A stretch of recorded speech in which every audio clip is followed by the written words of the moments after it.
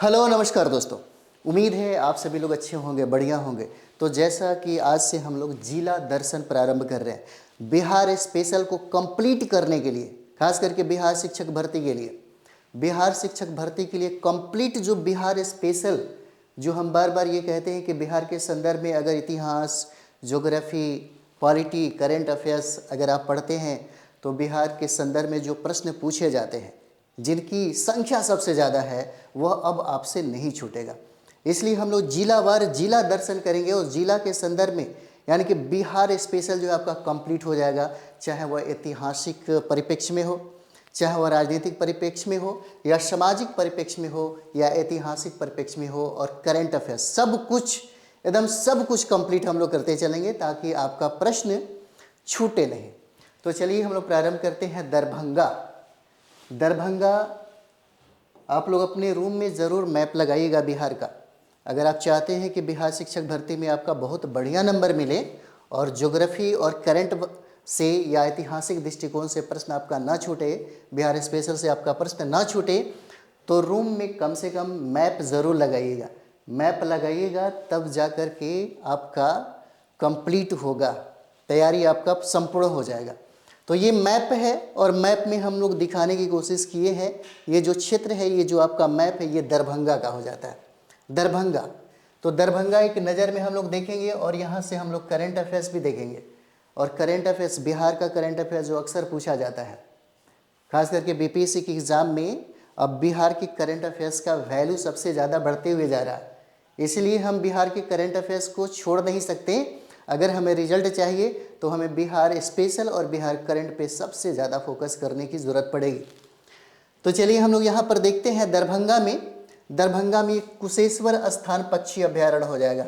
पूरे डिटेल्स में हम लोग बात करेंगे। दरभंगा पे जब हम लोग बात कर रहे हैं नज़र में, है ना, एक झलक ही, बट एग्ज़ाम के पर्पज़ से हम लोग इसको कंप्लीट ही करेंगे। उसके बाद दरभंगा मेडिकल कॉलेज भी देख रहे हैं हम लोग यहाँ पे। दरभंगा मेडिकल कॉलेज जो 1946 में इसकी स्थापना किया गया था।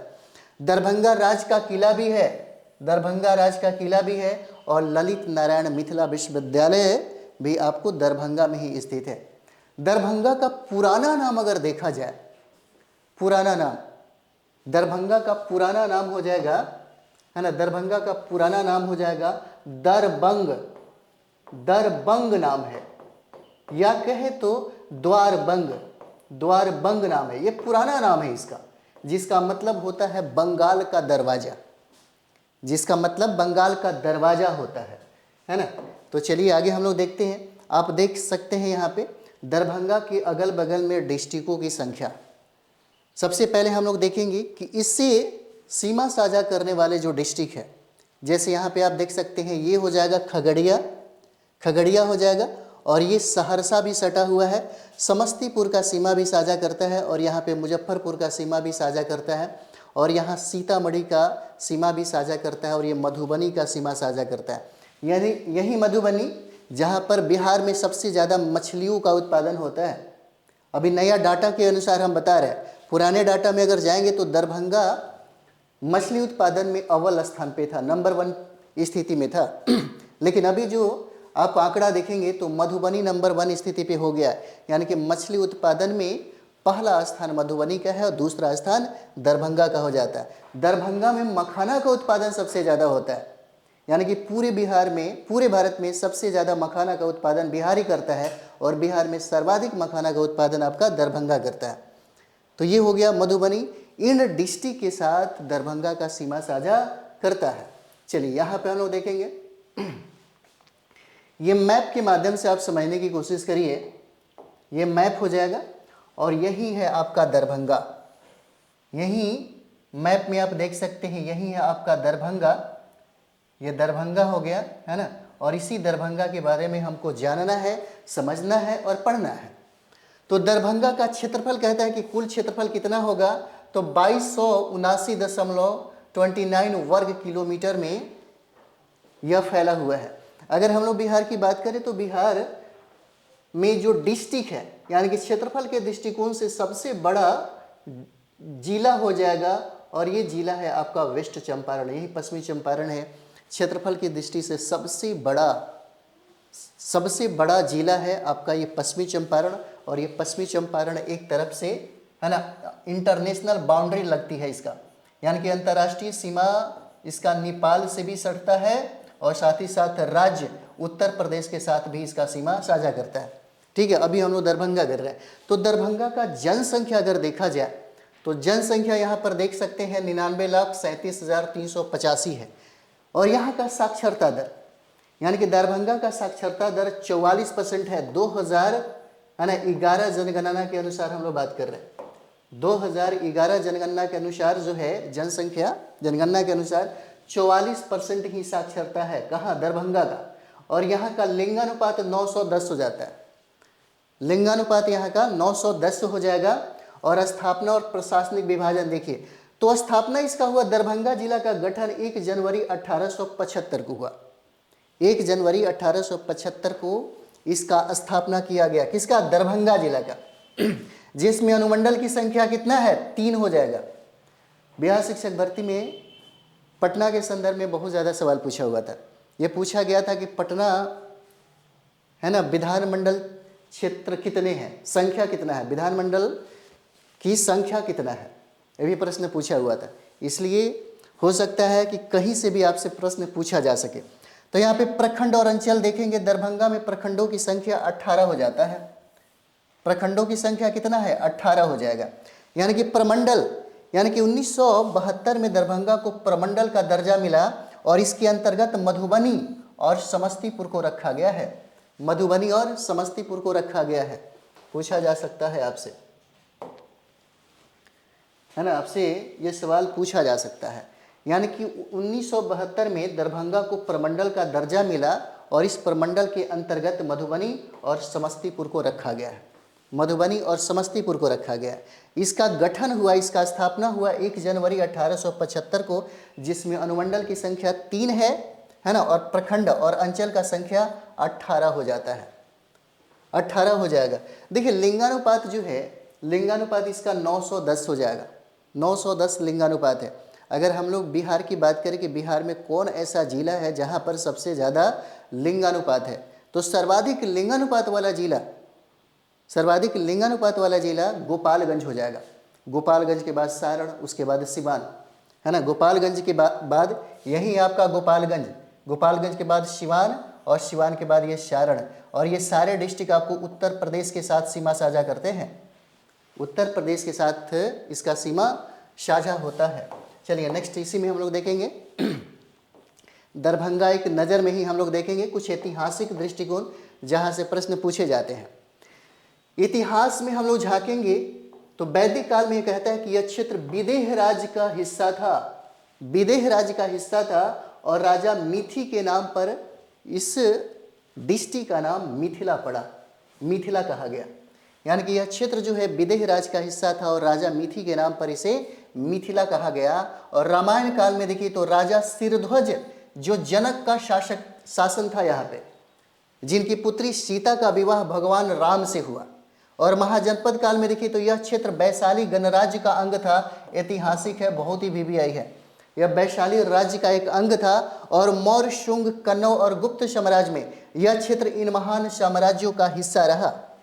इन महान साम्राज्यों का हिस्सा रहा। किसका? मौर्य का, शुंग का, कन्नौज का और गुप्त साम्राज्य का। मध्यकाल में देखेंगे तो 13वीं सदी में मुस्लिम आक्रमणकारी हाजी शमसुद्दीन इलियास ने इस क्षेत्र पर अधिकार कर लिया। कब? 13वीं सदी में।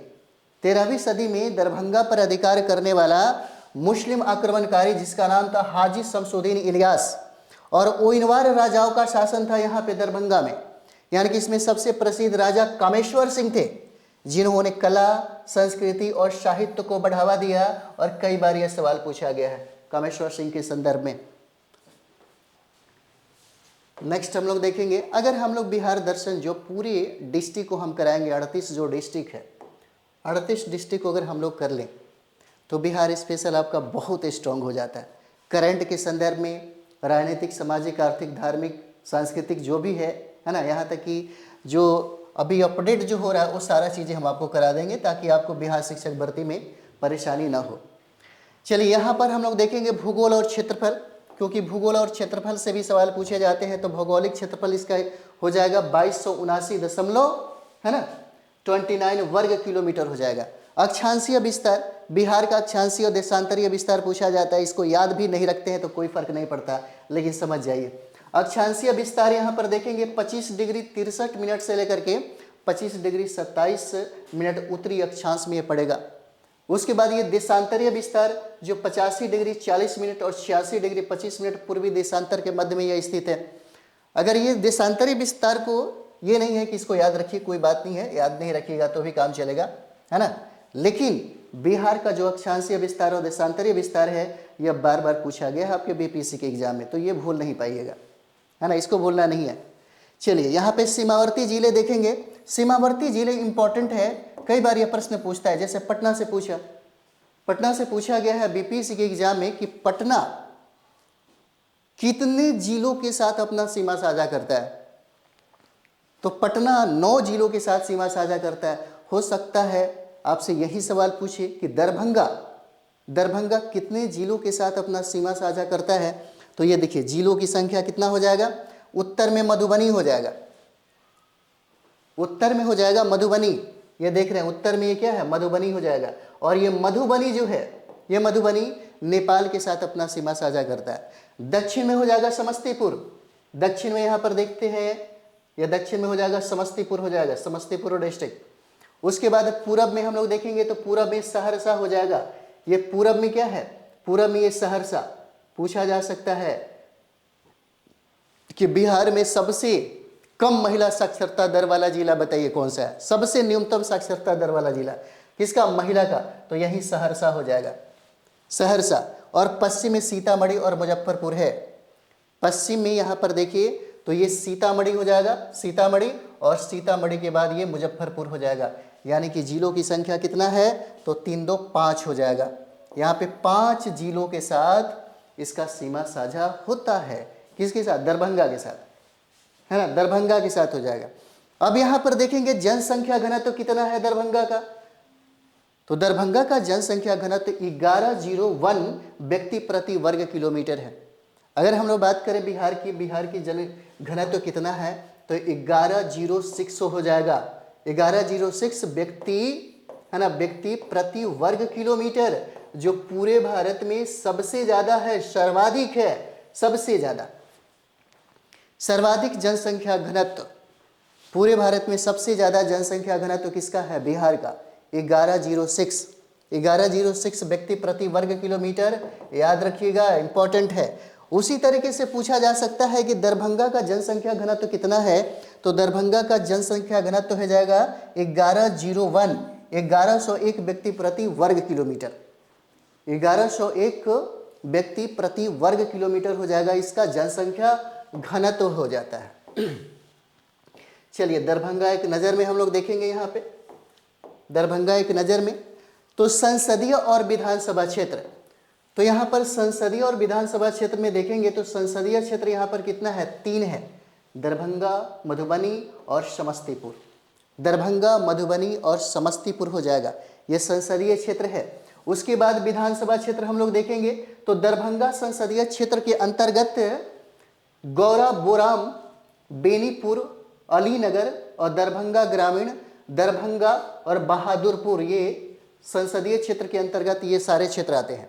उसके बाद समस्तीपुर संसदीय क्षेत्र के अंतर्गत कुशेश्वर स्थान और हया घाट है, और मधुबनी संसदीय क्षेत्र के अंतर्गत केवटी और जाले हैं। जो दरभंगा के होंगे उनको ज़्यादा जानकारी होगा, बेहतर जानकारी होगा उनको, है ना। और सबसे बड़ी बात क्या है, जहाँ से सवाल पूछे जाते हैं, प्रमुख उपज आम के उत्पादन में, यानी कि दरभंगा में सबसे ज़्यादा, बिहार में सबसे ज़्यादा आम का उत्पादन दरभंगा ही करता है, सबसे ज़्यादा। यानी कि बिहार में पूछा जाए कि बिहार में सबसे ज़्यादा आम का उत्पादन कौन करता है, तो ये दरभंगा हो जाएगा। पूछा जा सकता है कि बिहार में सबसे ज़्यादा मखाना का उत्पादन कौन करता है, तो दरभंगा करता है। और मछली के उत्पादन में द्वितीय स्थान है किसका, दरभंगा का। और यहाँ पे धान का भी उत्पादन होता है, हालांकि धान के उत्पादन में प्रथम स्थान रोहतास का है, और गेहूं के उत्पादन में प्रथम स्थान किसका है, रोहतास का है। धान का उत्पादन सबसे ज़्यादा कहाँ होता है, ये सवाल आपके बीपीएससी टीचर में पीआरटी के एग्जाम में पूछा हुआ है।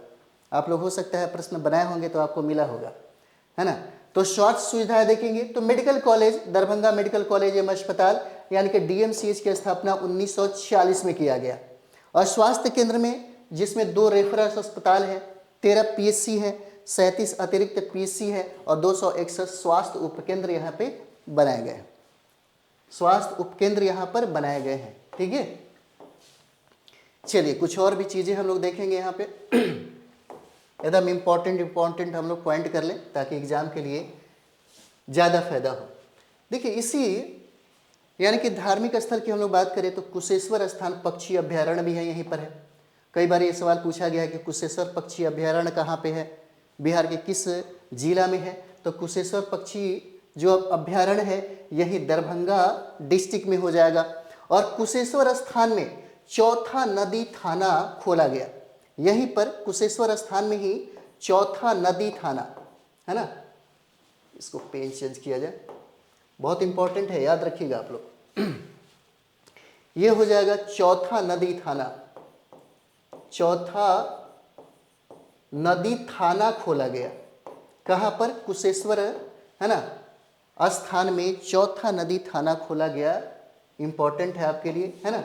और ये कुशेश्वर पक्षी अभ्यारण्य जो है यह दरभंगा डिस्ट्रिक्ट में ही है, दरभंगा डिस्ट्रिक्ट में। और यहीं पर कुशेश्वर स्थान मंदिर भी है, कुशेश्वर स्थान मंदिर भी है और अहिल्या स्थान मंदिर है। इंपॉर्टेंट है, अहिल्या स्थान मंदिर और श्यामा मंदिर भी आपको दरभंगा में ही है। श्यामा मंदिर भी आपको कहाँ पर है? तो श्यामा मंदिर भी आपको दरभंगा में ही है। दरभंगा में एक विशेष करंट अफेयर्स है आपका, है ना। यह दरभंगा एयरपोर्ट जो है, दरभंगा एयरपोर्ट, इस दरभंगा एयरपोर्ट का नाम बदल करके, है ना, इसका नाम बदल करके विद्यापति एयरपोर्ट रखा गया। विद्यापति एयरपोर्ट रखा गया और विद्यापति को स्वर कोकिल कहा जाता है। बिहार का स्वर कोकिल कहा जाता है। और बिहार का स्वर कोकिल अगर पूछिए तो शारदा सिन्हा हो जाएंगे। भारत का स्वर कोकिल अगर पूछिए तो लता मंगेशकर हो जाएंगे। तो विद्यापति एयरपोर्ट इसका नाम रखा गया, विद्यापति एयरपोर्ट। और सबसे बड़ी बात क्या है कि यह देश में यानी कि भारत में मैथिली भाषा में उद्घोषणा करने वाला भारत का पहला एयरपोर्ट बना, मैथिली भाषा में। और मैथिली भाषा को है ना संवैधानिक अधिकार मिला और 8वीं अनुसूची में भाषा के रूप में इसको शामिल किया गया, 8वीं अनुसूची में, है ना। तो मैथिली भाषा में उद्घोषणा करने वाला यह भारत का पहला एयरपोर्ट बना है। और मैथिली भाषा बोला जाता है दरभंगा में। मैथिली भाषा आपको कहाँ पे बोला जाता है? तो मैथिली भाषा आपको दरभंगा में बोला जाता है, जो इम्पोर्टेंट है। नेक्स्ट यहाँ पर हम लोग देखेंगे तो पटना में पहला एम्स का स्थापना किया गया। पटना में पहला एम्स का स्थापना किया गया। तो दूसरा एम्स जो है, दूसरा एम्स का स्थापना आपको दरभंगा में किया जा रहा है, दरभंगा में किया जा रहा है। इंपॉर्टेंट है ना। एक प्रश्न बीपीएससी में पूछा गया था कि सुलभ इंटरनेशनल के द्वारा सुलभ जल परियोजना, सुलभ जल परियोजना किसके द्वारा प्रारंभ किया गया? तो ये सुलभ इंटरनेशनल के द्वारा किया गया था, सुलभ इंटरनेशनल के द्वारा। और सुलभ इंटरनेशनल के संस्थापक बिंदेश्वर पाठक थे। सुलभ इंटरनेशनल है ना, सुलभ इंटरनेशनल के द्वारा इसको प्रारंभ किया गया, जिसके संस्थापक बिंदेश्वर पाठक थे, बिंदेश्वर पाठक थे। पूछा गया सवाल है या बीपीएससी में, और इंपॉर्टेंट भी है। देश का पहला ज्योतिष चिकित्सा ओपीडी खुला कहाँ पर? तो दरभंगा में। इसको भी देख लीजिए। यह देश का यानी कि भारत का पहला यानी कि देश का पहला ज्योतिष चिकित्सा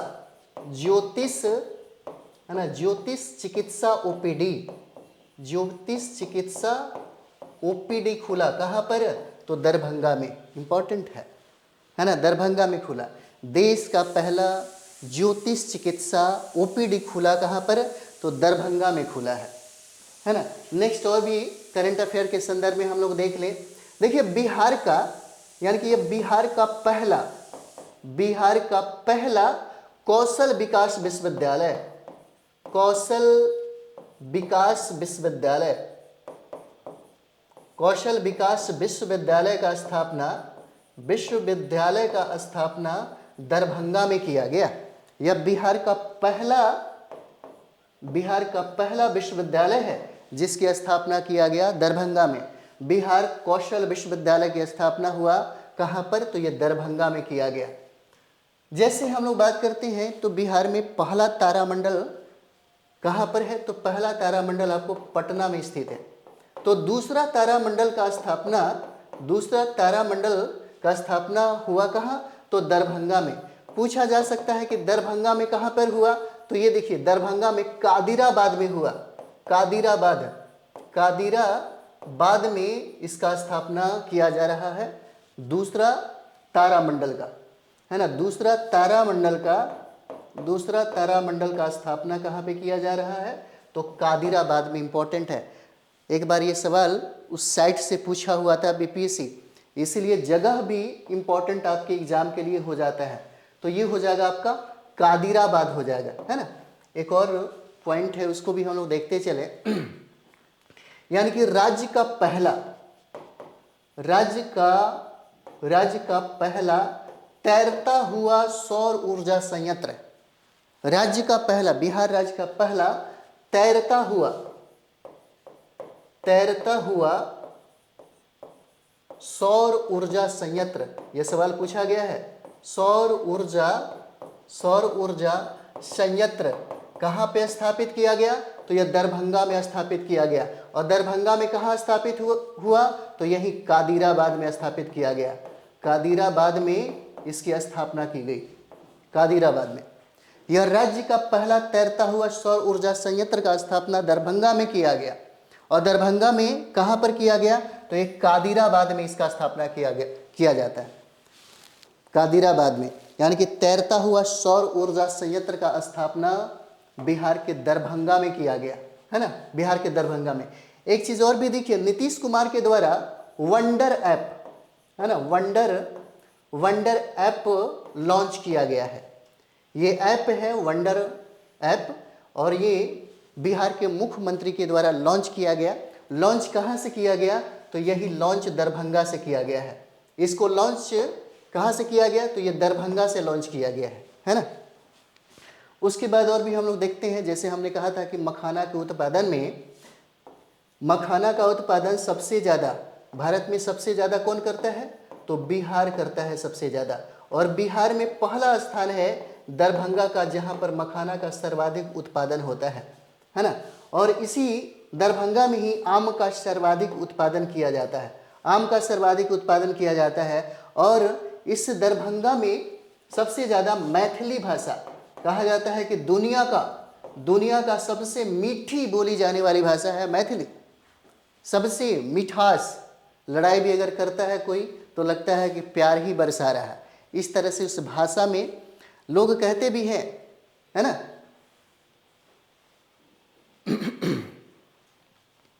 मतलब भाषा ऐसी बोलिए कि मन का आपा खोए, है ना, औरन को शीतल करे आप भी शीतल हो, ऐसे ही कुछ है, टर्म भूल रहे हैं हम आपको।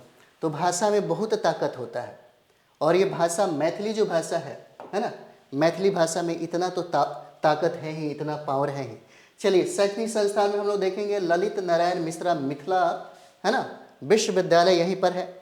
कामेश्वर सिंह संस्कृत विश्वविद्यालय भी यहीं पर है। दरभंगा कॉलेज ऑफ इंजीनियरिंग भी आपको कहाँ पर? दरभंगा में है। और राष्ट्रीय मखाना शोध संस्थान, बहुत इंपॉर्टेंट, एकदम बेबी आई स्टार लगाइए।